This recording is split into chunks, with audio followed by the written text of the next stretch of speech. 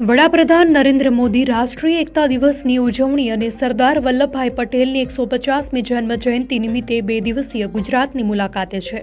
એકતા દિવસની પૂર્વ સંધ્યાએ પીએમ મોદીએ એકતાનગર ખાતે ₹1140 કરોડથી વધુના મહત્વના વિકાસ કાર્યોનું લોકાર્પણ અને ખાતમુહૂર્ત કર્યું, જેનો ઉદ્દેશ પ્રવાસનને પ્રોત્સાહન આપવા અને ટકાઉ વિકાસને વેગ આપવાનો છે।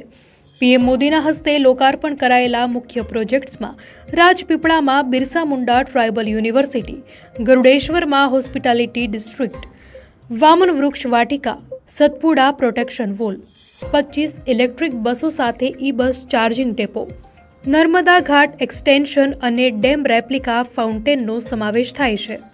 આ ઉપરાંત તેમણે Museum of Royal Kingdoms of India, Veer Balak Udyan, sports complex, Shoolpaneshwar Ghat નજીક જેટી ડેવલપમેન્ટ અને સ્ટેચ્યુ ઓફ યુનિટી ખાતે ટ્રાવેલર્સ જેવા અનેક મોટા પ્રોજેક્ટ્સનો શિલાન્યાસ પણ કર્યો।